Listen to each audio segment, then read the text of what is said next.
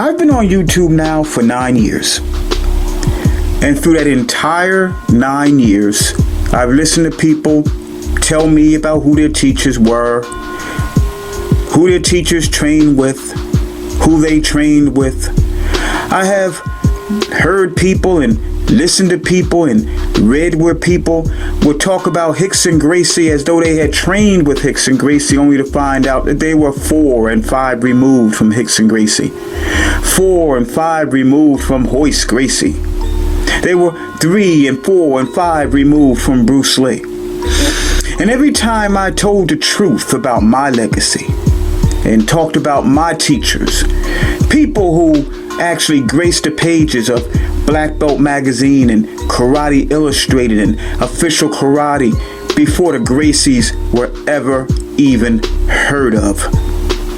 When I talk about some of the people who taught me, who graced the covers of those same magazines while Bruce Lee was alive and had an article inside the magazine, but it wasn't on the front page.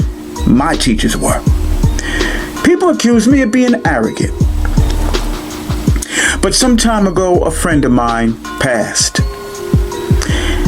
And with this video, I'm going to introduce you to him. His name is Kevin Thompson.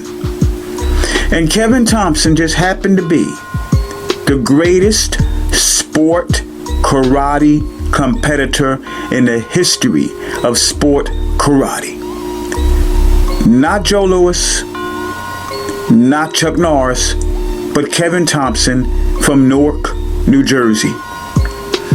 Kevin Thompson was born in 1962.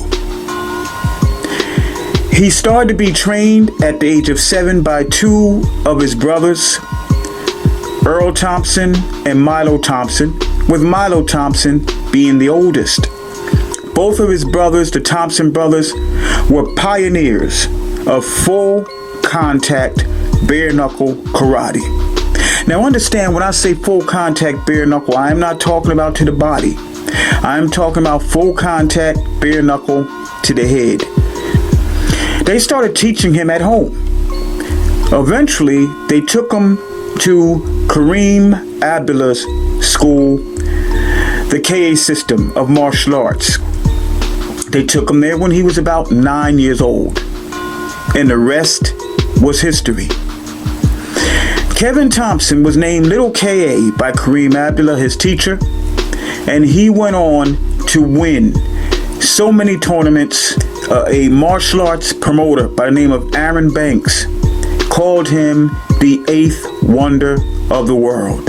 By the time he was 14, he had won over 100 first place trophies. He was so well known as a martial artist. Also, by the time he was 14, he was refereeing matches between adults. Eventually, he outgrew the Pee Wee division and took over the junior division.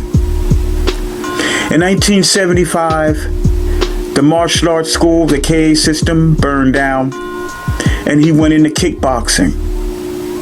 Had a few fights in kickboxing and was undefeated when he decided to return back to his first love, karate.